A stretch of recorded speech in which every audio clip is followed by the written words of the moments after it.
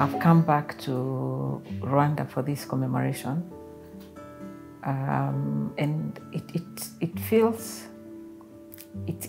like 30 years is a very short time, because when the genocide against the Tutsi happened, I was young. I had just graduated from the University of Nairobi, and we were very conscious that there was something that was happening here. Of course, we didn't realize the magnitude. And for me, the knowledge that whatever was happening was really major actually came from a very unlikely source, because in the markets in Nairobi, in the fish market, people stopped buying fish. And people were saying, even the market women themselves were saying, we have a big problem. People don't want to eat this fish because this fish has eaten the Tutsi. So that was the first time I had this connection. And it became, we'd learned, of course, in history about the history of Rwanda and Burundi and Rwanda, Burundi, and and DRC. But they hadn't taught us that there had been pogroms against the Tutsi in 1959, 60, 63. They hadn't told us that. So we were all fascinated with what is this against the Tutsi. So now I'm here, and for me it feels like yesterday. I feel like 30 years hasn't gone by. I'm very surprised to meet people who are 30 years old. And to imagine they were not born when this happened. The memory is very, very fresh for me. And I've been consistent in my working life in interacting with this genocide against the Tutsi. I came here, I did some work here earlier on when I was younger.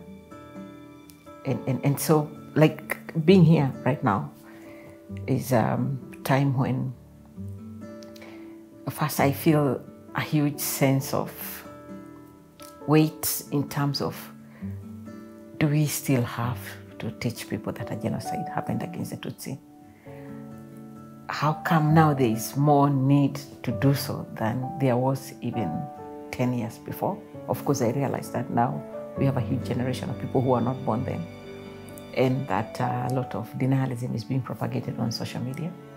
But really, I must say, and I know this is a very long answer, that my being here brings to mind that huge sense of injustice of what happened in this particular genocide.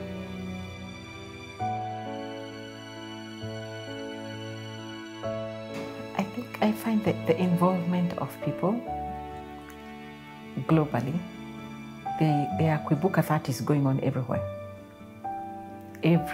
in the world. All UN offices in the world commemorated Kwibuka. The Secretary General had a speech that was read everywhere in the world. And they lit candles everywhere in the world. But over and above UN offices, but also other, even governments around the world. Last year, I went for the commemoration at the African Union, the 29th commemoration. I was struck by the fact of all these people coming together from all the member states. I made a speech. I spoke about genocide denialism. And we then went for a walk with Ethiopian students around Addis Ababa, around the African Union. And so I'm struck by how together the world is with Rwanda at this particular time. I do know, of course, that there are those who are not for commemorating and for their own reasons. And I do know that they'll always be there, and that we need to build a larger critical mass of people who are willing and ready to stand up for the facts of the genocide having happened against the Tutsi here.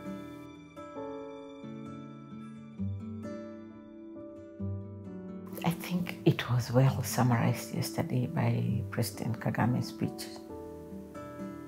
It was such an iconic speech. I think it's one of those speeches that will enter the annals of history as one of the best speeches. It was a really, really, really good speech because it spoke to the personal, but it also spoke to the country. And Rwanda is a much admired country now. Many people, like in Kenya, where I come from, it's customary that people, when they're elected into office, the first thing they want to do is to go and benchmark in Rwanda. So we talk about it like a lot. Like, why are you going to benchmark in Rwanda? But they keep coming to benchmark in Rwanda.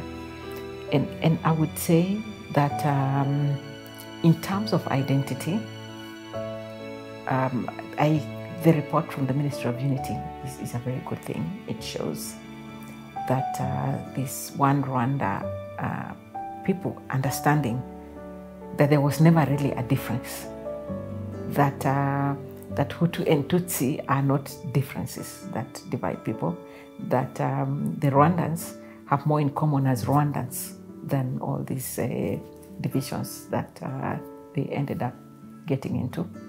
And I think, because we study a lot post-genocidal societies and how they cope with the changes, Rwanda has done very well in terms of ensuring that people are growing up knowing that there is something that they belong to, and that is Rwanda, and that Rwanda owns them, and that there is something to be so proud of having as your first basic identity, being a Rwandan and speaking Kinyarwanda.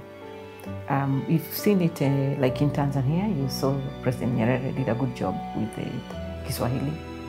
Since they have so many ethnic communities there, he did a really good job with Kiswahili. So it's actually possible to have this done.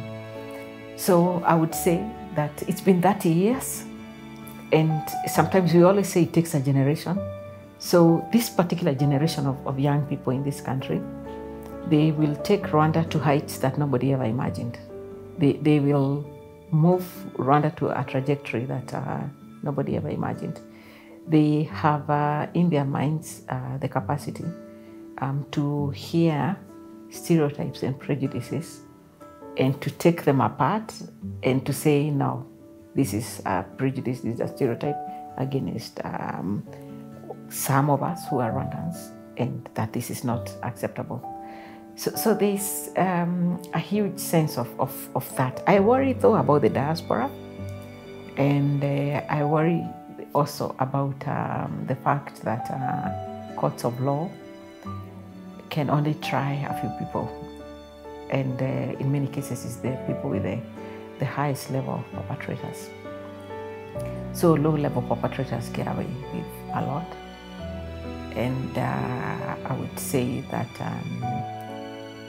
unfortunately many of them would be in neighboring countries, and they have been advancing the genocide ideology from those countries. And so often what I tell them is that we are watching you. You're not doing this in isolation. We are watching you. We can see exactly what you're doing. And for us to say that there's a commitment for a genocide never to happen again against the Tutsi to whom it was targeted, that we are very serious, that we will keep calling you out. We will keep talking about it all the time.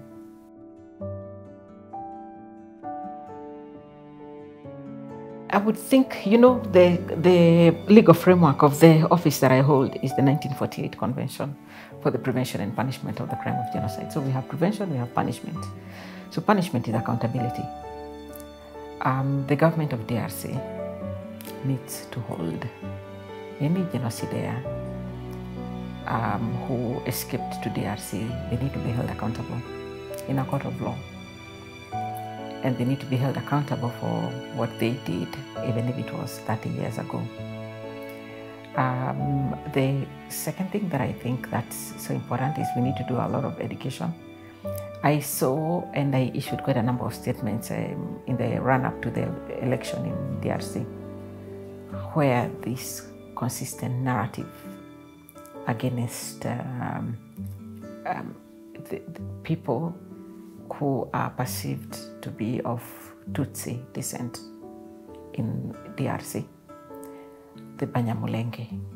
I saw that consistently coming up, and I put it out and I said there is a consistent narrative of hate speech against the people who are assumed to be of Tutsi descent in DRC.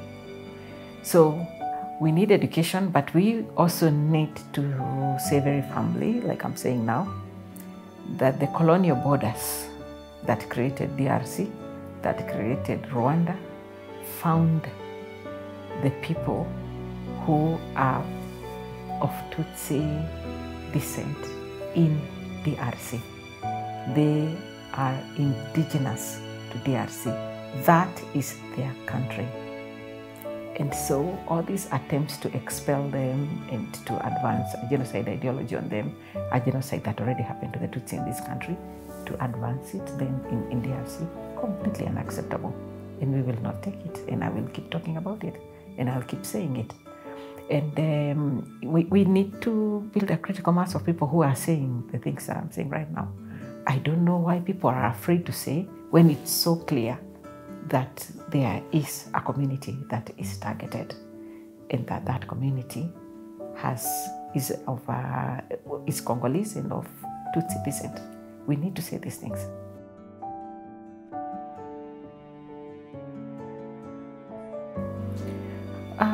Genocide, which is described as the intent to destroy in whole or in part an ethnic, racial, religious, national group as such, it's a very specific crime. It's a crime against an identity group. And what we call atrocity crimes is genocide, war crimes, and crimes against humanity. And we pay close attention to the fact of what we call risk factors. And I always list them in my statements. I say we are seeing the following risk factors. And at that point, I talked about hate speech against Kenya-Rwanda speaking people. I have since changed. Now when I speak, I'm very specific. I say Banyamulenge, I say people of Congolese, Tutsis of Congolese descent, because the FDLR also the people there who speak Kenya-Rwanda. So I'm very specific. I would try to be even more specific, because the people who are targeted are not everybody who came from Rwanda. If anything, the FDLR is part of those targeting these people, the Tutsi and the Banyamulenge people in DRC.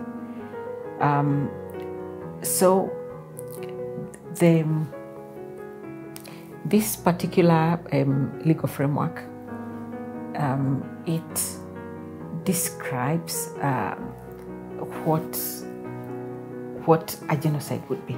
So when I talk about risk factors, I'm speaking to what are the risks to any of these groups. We call them the protected groups. So what are the risks for these particular groups? So for example, in any context, if you see the presence of vigilantes, these militias, we saw the mobilization that happened last year, where there were young people showing up, women, men, young women, young men, showing up, wanting to be recruited into a militia that was supposed to protect their country from invasion, and with no signs that there was going to be any invasion. So just a narrative that is put out there. And you see these kind of things, and especially when an election is coming up, it was very, very worrying for us as we observed all that. So there are quite a number of risk factors. That's just one of them. Hate speech, of course, is an indicator and also a trigger towards these risk factors. And I can share with you our framework of analysis. Then you can see the specific risk factors for genocide, war crimes, and crimes against humanity, because there are in the DRC, in the Kivus, and also in other parts of the DRC. But right now, let me concentrate on the Kivus. Risk factors for genocide, war crimes, and crimes against humanity.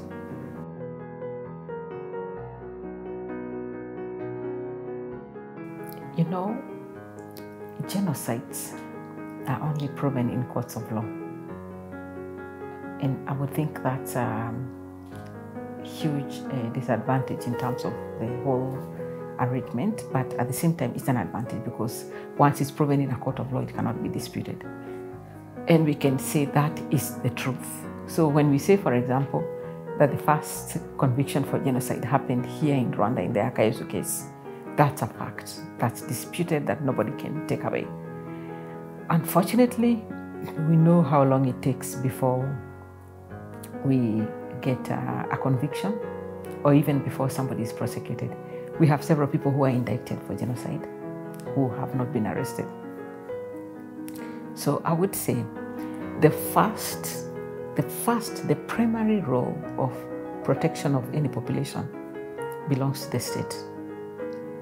So we must first ask the government of DRC its primary role in terms of protecting its own population, because every government has that role. And the other, sorry, in terms of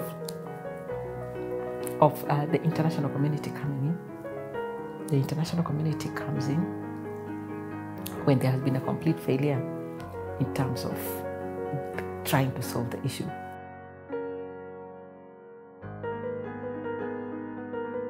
At Kwibuka 30, we give our condolences to all those who are killed. And we do know that those who are killed were Tutsi. This has been prosecuted in so many courts of law.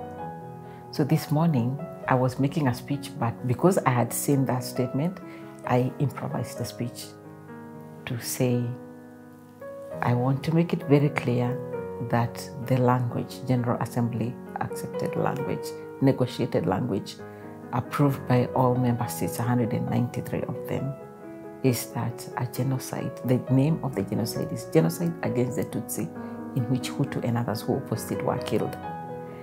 And that we have to make sure that we stop this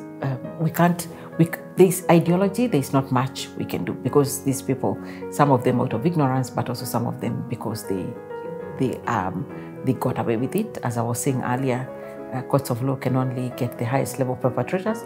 We have maybe thousands and thousands of low-level perpetrators who got away with it. And so it's very difficult to stop this ideology, but we have to keep talking about these facts, and we have to do so in a more constructive way, so that it's not left on an office like ours to be the only one saying these things. We have to find a very constructive way. It has to be taught like everywhere in schools. We have to put it out to media houses, like all over the world. This is the official name of this genocide, so that when they say it, then they say it that way. We need sensitization workshops for media, for journalists, for social media bloggers. There's a lot of work that needs to be done. And it's unfortunate that 30 years after it happened, we still have to do this work. But that's the nature of prevention, that you have to keep investing in prevention all the time. You have to keep investing. Very unfortunate that it's left to survivors to be the ones to keep proving over and over again, it happened to us, it happened to us. So for us, people like me, I try to raise my voice as much as possible. You've said you've been analyzing my speeches. I speak, in any given week, I give, I don't know how many speeches, maybe 6 or 7. And since I joined that office, there isn't a single speech in which I didn't mention the genocide against the Tutsi. I make sure that I mention every day, because the more we say it, then the more people pick it up. And since my office is an authority on this particular subject, we have a role in terms of educating people, and we are going to do quite a lot. So to the survivors, I can just say, poleni sana. At this time, when everybody should be empathizing with you, can just say poleni sana. You know, I've issued my official statement for this. It speaks to that. It speaks to these people who, at this particular time, can even voice those kind of things.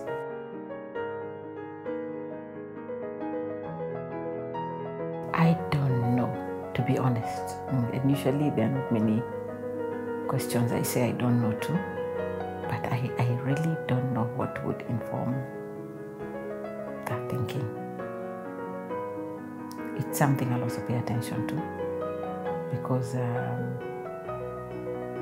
if 30 years down the line we still need to do education that a genocide happened against the Tutsi, when an international criminal tribunal, not a court, not a local court, international criminal tribunal determined that a genocide happened here, then I really need to pay attention to why it's to those who do not acknowledge it as such. Yeah.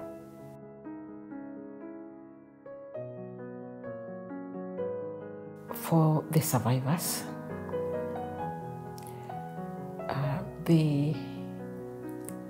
it's probably one of the most unfortunate things in the world that the survivors have to keep defending and explaining that a genocide happened to them. And they have to keep talking about it, and they have to be put in a space where they are actually expected to defend the truth that a genocide happened to them. So for me, my pledge to them is that I'll do my best. I'll do my best in getting, especially the information. We have huge amounts of information that was produced in courts of law, and that all these narratives that when people say that there was a Rwandan genocide, all this was prosecuted in courts of law. These were the arguments that these lawyers were making in courts of law, the lawyers who were defending the genocidaires. And to now find those arguments that were being used in defense of genocidaires being used by people here who are denying that a genocide happened, we really must take these people on. They must know that we are here and that we will take them on, and we will be relentless as much as they are, and that they need to be called out, and that we are not afraid of them. They need to know that. So for the survivors, we are doing our best as an office to build a critical mass of people who can speak for you. You have many friends out there you don't know, many friends. Each time we call meetings, we find people who speak very, very strongly. We have a very strong community of judges and prosecutors of the ICTY and the International Criminal Tribunal for the former Yugoslavia and the now residual mechanism, all those, that whole ecosystem. We are a community that actually feels very aggrieved when somebody tries to denigrate the fact that a genocide against the Tutsi happened here. Genocides are identity crimes. They happen to people because of the identity they belong to.